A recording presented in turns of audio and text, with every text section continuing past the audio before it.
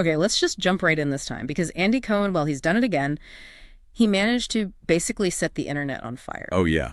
If you somehow missed it, we're talking about the Call Her Daddy interview. Yeah. It just went everywhere instantly. It really did. And it felt like a masterclass in getting attention, didn't it? Totally. The second he dropped that line, physical with John Mayer, it was like everything just stopped. Boom. Global headline. Right. And this like really deep, decade-long platonic friendship suddenly becomes, well, headline fodder. Exactly. But what's really interesting, looking at how this played out, isn't just the big headline. It's Andy's whole attitude. Yeah, he seems completely unapologetic about like putting everything out there. His personal life, dating life, all of it. He really leans into it, doesn't he? With that self-deprecating humor. Like the joke about Craigslist. Oh, yeah, the OG Grindr line. That just instantly makes him seem, real, despite the whole celebrity thing. Totally. And that story about Raya getting kicked off for impersonating himself. Yeah. It's legendary. It's pure comedy gold. But it also shows this almost kind of reckless vulnerability, don't you think? It really does. But for me, the line that really hit, the one that sort of stuck, it wasn't about the hookups or the apps. What was it? It was when he just said, so simply, if I could find a gay guy like John Mayer, it'd be magic.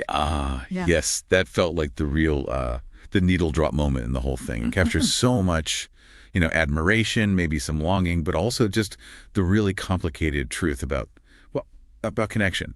How sometimes the person who makes you feel safest isn't available in like a romantic way. Exactly. So that's what we want to explore here. We're trying to move past the, the clickbait headlines and really dig into why this friendship gets so much attention and what it tells us about how we, like, as a culture, see intimacy between friends, especially men. Well, the immediate reaction online kind of proves the first point, right? Society just instantly goes to a sexual place with emotional closeness between men. It does. It's like we can't seem to process deep, genuine love between two adults unless we can slap a label on it.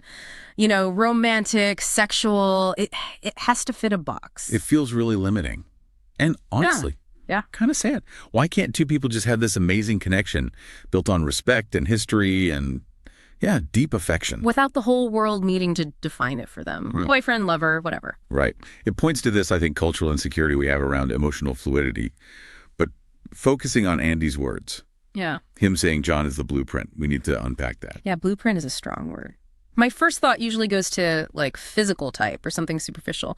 But knowing their history, their friendship, I think that blueprint means something way deeper. It's got to be about emotional safety, right? Shared humor, that feeling of just being understood. Precisely. If we're just looking at what he said, he seems to be looking for the feeling he gets with John Mayer. That sense of, home. The blueprint isn't necessarily about wanting John Mayer himself romantically. It's about the architecture of that bond, how it feels. Okay, but doesn't that nuance just get lost most of the time? Doesn't calling your best friend the blueprint kind of, ask for speculation? It feeds the people saying, see, they are dating. Oh, it absolutely does. And that leads right into the whole pressure cooker situation they're both in. Think about Andy's life right now. It's a lot.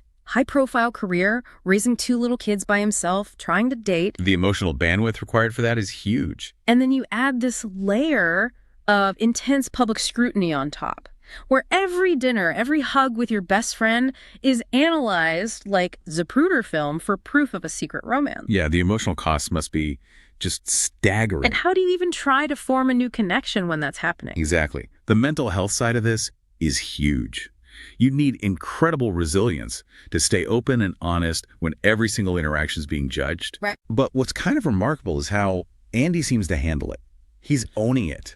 He's using his own vulnerability, his humor, almost like a shield, Yeah, that's where those specific stories like the Craigslist dating or the Raya thing really work. They remind everyone, okay, yeah, he's famous, but he's also just a guy trying to connect.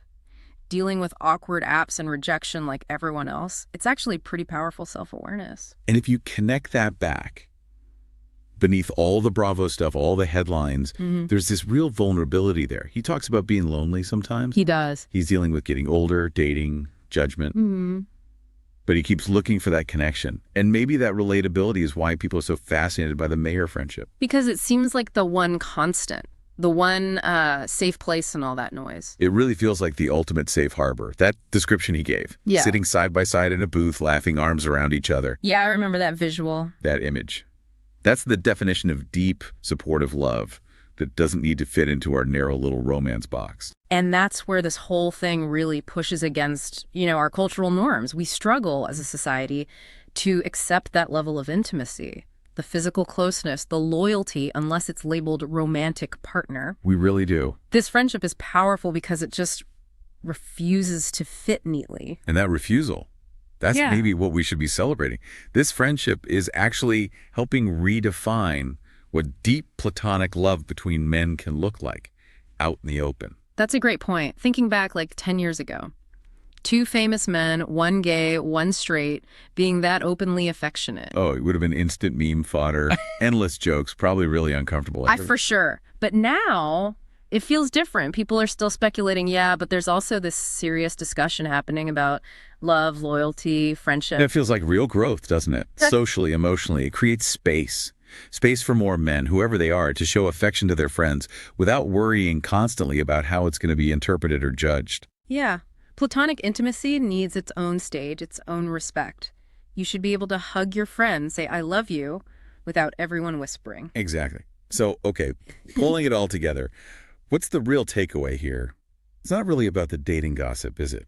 No, I don't think so. It feels like it's more about the conversation itself, about connection, identity, and just the guts it takes to be yourself when you know everyone's watching and making assumptions. That's it. And maybe we can even call that idea like the mayor effect. The mayor effect. Okay, I like it. Explain. It's this idea that a friendship can be so solid, so fulfilling, so emotionally right, that it becomes your gold standard, your template for what you want in all your important relationships, romantic or not. It inspires connection. That's really powerful. It shows that deep connection doesn't have to look like some Hollywood script. Right. It could just look like two friends laughing in a booth, arms around each other. Simple.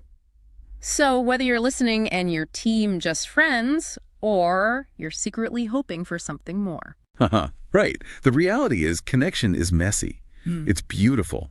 And it's just so important to talk about it without trying to force our own labels onto other people's lives. Well said. And hey, if you have someone like that in your life, your own John Mayer, your blueprint for feeling safe and understood. Hold on to them. Yeah, hold on to them tight. That kind of connection is incredibly rare, whatever you call it. Seriously.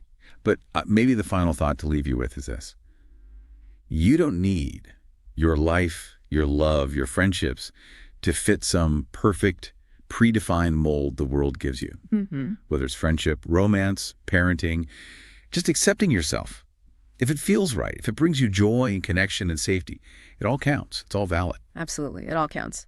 We'd love to know what you think, though. Is this friendship a sign that we're finally getting better at understanding male intimacy, or are we still just obsessed with labels? Let us know. Yeah, we'll be back soon to explore some more stuff with you.